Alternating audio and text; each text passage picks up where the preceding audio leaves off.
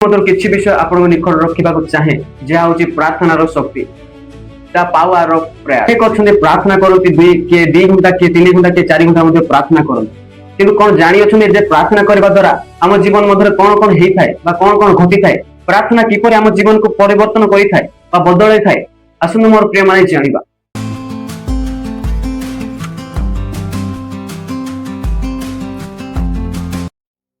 ସମସ୍ତଙ୍କୁ ନମସ୍କାର। ପ୍ରେଜ୍ ଦ ଲର୍ଡ। ମୁଁ ବିଶ୍ୱଜିତ ଆପଣମାନଙ୍କୁ ସ୍ୱାଗତ କରେ এই ୟୁଟ୍ୟୁବ ଚ୍ୟାନେଲ ମାଧ୍ୟମକୁ।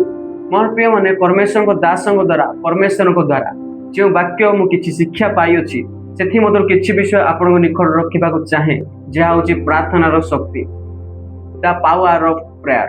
ମୋର ପ୍ରିୟମାନେ, ଆଜି ଅନେକ ଅଛନ୍ତି ପ୍ରାର୍ଥନା କରନ୍ତି, କିଏ 2 ଘଣ୍ଟା, କିଏ 3 ଘଣ୍ଟା, କିଏ 4 ଘଣ୍ଟା ମଧ୍ୟ ପ୍ରାର୍ଥନା କରନ୍ତି। କିନ୍ତୁ କଣ ଜାଣିଅଛନ୍ତି ଯେ ପ୍ରାର୍ଥନା କରିବା ଦ୍ୱାରା ଆମ ଜୀବନ ମଧ୍ୟରେ କଣ କଣ ହେଇଥାଏ ବା କଣ କଣ ଘଟିଥାଏ? ପ୍ରାର୍ଥନା କିପରି ଆମ ଜୀବନକୁ ପରିବର୍ତ୍ତନ କରିଥାଏ ବା ବଦଳାଇଥାଏ? ଆସନ୍ତୁ ମୋର ପ୍ରିୟମାନେ ଜାଣିବା। ମୋର ପ୍ରିୟମାନେ, ଅନେକ ଲୋକ କହନ୍ତି ପ୍ରାର୍ଥନା କରିବା ଦ୍ୱାରା କଣ ସବୁ କିଛି ଠିକ ହେଇଯାଏ? ପ୍ରାର୍ଥନା କଲେ କଣ ସବୁ କିଛି ପରିବର୍ତ୍ତନ ହେଇଯାଇଥାଏ? ମୋର ପ୍ରିୟମାନେ, ବାଇବଲର ଉତ୍ତର ହେଉଛି ହଁ, ସବୁ କିଛି ପରିବର୍ତ୍ତନ ହେଇଯାଏ। ମୋର ପ୍ରିୟମାନେ, ପ୍ରାର୍ଥନା କରିବା ଦ୍ୱାରା ସମସ୍ତ କିଛି ପରିବର୍ତ୍ତନ ହେଇଯାଇଥାଏ। ମୋର ପ୍ରିୟମାନେ, ପ୍ରାର୍ଥନା କେବଳ କଥା ହେବା ନୁହେଁ, ପ୍ରାର୍ଥନା ହେଉଛି ଆମ୍ଭର ପରମେଶ୍ୱରଙ୍କ ସହିତ ଏକ ଜୀବନ୍ତ ସମ୍ପର୍କ।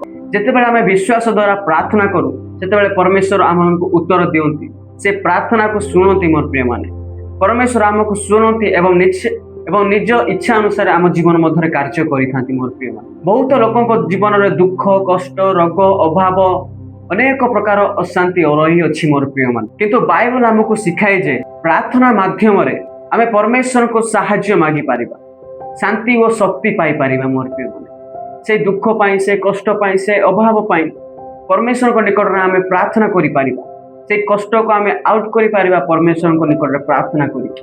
ସେ ଦୁଃଖକୁ ଆମେ ଆଉଟ୍ କରିପାରିବା ସେ ପରମେଶ୍ୱରଙ୍କ ନିକଟରେ ଆମେ ପ୍ରାର୍ଥନା କରିକି। ମୋର ପ୍ରିୟମାନେ, ବାଇବଲରେ ପରମେଶ୍ୱର କହିଲେ ଫିଲିପିଓ 4:6 କୌଣସି ବିଷୟରେ ଚିନ୍ତିତ ହୁଅ ନାହିଁ, କିନ୍ତୁ ସମସ୍ତ ବିଷୟରେ ପ୍ରାର୍ଥନା ଓ ବିନତି ସହ ଧନ୍ୟବାଦ ଦ୍ୱାରା ପରମେଶ୍ୱରଙ୍କ ନିକଟରେ ଆପଣର ନିବେଦନ ସବୁକୁ ଜଣାଅ। ମୋର ପ୍ରିୟମାନେ, ଏହି ବାକ୍ୟ ଏ ପ୍ରକାର କହେ ଯେ ଆମମାନଙ୍କୁ ଯଦି ନିକଟରେ ଦୁଃଖ ଅଛି, କଷ୍ଟ ଅଛି, ଯନ୍ତ୍ରଣା ଅଛି, ଯାହା କିଛି ବି ରୋଗ ଦୁଃଖ ଅଛି, ସେଥି ନିମନ୍ତେ ଆମେ ଚିନ୍ତା ନ କରୁ, ସେଥି ନିମନ୍ତେ ଆମେ କୌଣସି ପ୍ରକାର ଚିନ୍ତା ନ କରୁ। ମୋ ପ୍ରିୟମାନେ, ପ୍ରାର୍ଥନା କରୁ ପରମେଶ୍ୱରଙ୍କ ନିକଟରେ। ସେ ପ୍ରାର୍ଥନା ଦ୍ୱାରା ହିଁ ଆମେ ଛୁଟକାରାକୁ ପାଇପାରିବା, ସେଇ ଦୁଃଖରୁ ଆମେ ଆଜାଦିକୁ ପାଇପାରିବା, ସେଇ ଦୁଃଖରୁ ଆମେ ବାହାରି ପାରିବା। ମୋର ପ୍ରିୟମାନେ, ସେ କଷ୍ଟରୁ ଆମେ ବାହାରି ପାରିବା, ସେଇ ଅଭାବରୁ ଆମେ ମୁକ୍ତିକୁ ପାଇପାରିବା। ମୋର ପ୍ରିୟମାନେ, ସେ ଅଭାବ ଯଦି ଆମ ଜୀବନରେ ଅଛି, ଆଜି ପ୍ରାର୍ଥନା କରୁ, ଆଜି ଆମେ ପ୍ରାର୍ଥନା କରୁ ସେ ଦୁଃଖ ନିମନ୍ତେ, କଷ୍ଟ ନିମନ୍ତେ, ସେଇ ତାଡ଼ନା ନିମନ୍ତେ। ମୋର ପ୍ରିୟମାନେ, ଆଜି ଆମେ ଚିନ୍ତା କରିବା ପରିବର୍ତ୍ତେ ପ୍ରାର୍ଥନା କରୁ ସମସ୍ତ ବିଷୟକୁ ନେଇକି। ମୋର ପ୍ରିୟମାନେ, ଆଜି ଗୋଟେ ବିଷୟ ଭାବନ୍ତୁ ଯେ ଯୀଶୁଖ୍ରୀଷ୍ଟ ନିଜେ ପୃଥିବୀରେ ଥିବା ସମୟରେ ବାରମ୍ବାର ପ୍ରାର୍ଥନା କରିବାକୁ ଯାଉଥିଲେ। ସେ ସକାଳୁ ଏକାନ୍ତ ସ୍ଥାନକୁ ଯାଇ ପରମେଶ୍ୱରଙ୍କ ନିକଟରେ ପ୍ରାର୍ଥନା କରୁଥିଲେ, ପିତାଙ୍କ ନିକଟରେ ସମର୍ପଣ ହେଉଥିଲେ। ମୋର ପ୍ରିୟମାନେ, ସେ ସକାଳୁ ପରମେଶ୍ୱରଙ୍କ ନିକଟକୁ ଯାଇକି ସବୁଦିନ ପ୍ରାର୍ଥନା କରୁଥିଲେ। ହେଲେ ଥରେ ଭାବିକି ଦେଖନ୍ତୁ ତ, ଆମେ କେଉଁ ସ୍ଥାନ ମଧ୍ୟରେ ଅଛୁ? ଆମକୁ କେତେ ପ୍ରାର୍ଥନାର ଆବଶ୍ୟକ ନାହିଁ, କେତେ ପ୍ରାର୍ଥନାର ଆମକୁ ନିଡ୍ ନାହିଁ। ମୋର ପ୍ରିୟମାନେ, ସେ ପରମେଶ୍ୱରଙ୍କ ପୁତ୍ର ହେଇକି ମଧ୍ୟ ଯଦି ପ୍ରାର୍ଥନା କରୁଥିଲେ, ତ ଆମକୁ କେତେ ଆବଶ୍ୟକ ନାହିଁ ଏ ଜଗତ ମଧ୍ୟରେ ପ୍ରାର୍ଥନା କରିବା। ମୋର ପ୍ରିୟମାନେ, ପ୍ରାର୍ଥନା ଆମ ଜୀବନକୁ ପରିବର୍ତ୍ତନ କରିଥାଏ, ଆମ ହୃଦୟକୁ ପରିବର୍ତ୍ତିତ କରିଥାଏ, ଆମକୁ ପାପଠାରୁ ଦୂର କରିଥାଏ, ଆମ ଜୀବନରେ ଥିବା ରାଗକୁ, ଦୁଃଖକୁ, କଷ୍ଟକୁ, ଅଭାବକୁ ଦୂର କରିଥାଏ, ଆମକୁ ନମ୍ର କରିଥାଏ। ମୋର ପ୍ରିୟମାନେ, ସେଇ ପ୍ରାର୍ଥନା ପରମେଶ୍ୱରଙ୍କର ଇଚ୍ଛାକୁ ଜାଣିବାକୁ ଆମକୁ ସାହାଯ୍ୟ କରିଥାଏ, ପରମେଶ୍ୱରଙ୍କର ପଥରେ ଚାଲିବାକୁ ସାହାଯ୍ୟ କରିଥାଏ। ମୋର ପ୍ରିୟମାନେ, ଆଜିକାଲି ଅନେକ ଲୋକ ଅଛନ୍ତି ପ୍ରାର୍ଥନା ତ କରନ୍ତି, କିନ୍ତୁ ବେଳେ ବେଳେ ଭାବନ୍ତି ପରମେଶ୍ୱର ମୋର ପ୍ରାର୍ଥନା ଶ୍ରବଣ କରୁଅଛନ୍ତି କି ନାହିଁ, ପ୍ରାର୍ଥନା ମୋର ପରମେଶ୍ୱର ଶୁଣୁଅଛନ୍ତି କି ନାହିଁ। ମୋର ପ୍ରିୟମାନେ, ମୁଁ କହିବାକୁ ଚାହେଁ ପରମେଶ୍ୱର ସଦାସର୍ବଦା ଆମମାନଙ୍କ ପ୍ରାର୍ଥନାକୁ ଶ୍ରବଣ କରନ୍ତି, ସେ ଆମ ପ୍ରାର୍ଥନାକୁ ଶୁଣନ୍ତି ଏବଂ ଉତ୍ତର ମଧ୍ୟ ଦିଅନ୍ତି।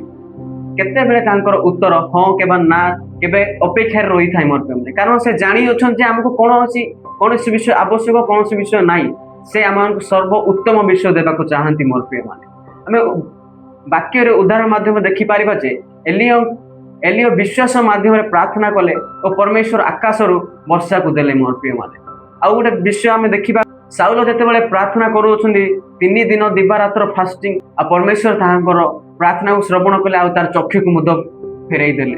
मोर प्रिय माने आज आम प्रार्थना करूँ आम जीवन मध्य अनेक दुख कष्ट अभाव थिले मध्य आम प्रार्थना करूँ से दुख कष्ट अभाव निमंते से दुख कष्ट अभाव दूर हो परमेश्वर निकट प्रार्थना करूँ मोर प्रिय माने।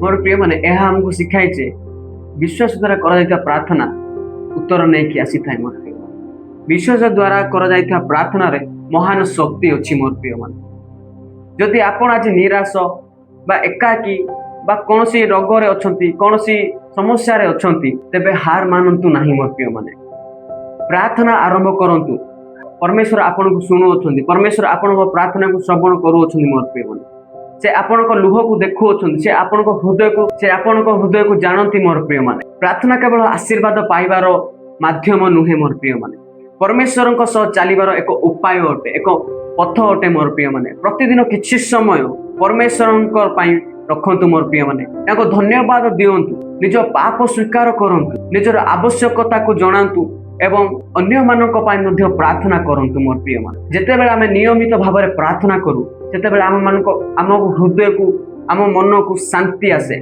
भय कमी जाए विश्वास बढ़े एवं परमेश्वर को इच्छा चलने को सहज होता है परमेश्वर नेतृत्व में चलने को सहज होता है। मोर प्रिय माने मु कहबा चाहे जे आज प्रार्थना को आम जीवन में प्रथम स्थान दियो परमेश्वर को ऊपर भरोसा रखु जिते बड़ भी दुख कष्ट रोग अनाटन अभाव आसुना कहीं परमेश्वर ऊपर निर्भर रखु। मोर प्रिय से केबे निज संतान मान को छाड़ती ना। मोर प्रिय समस्त नमस्कार। Praise the Lord.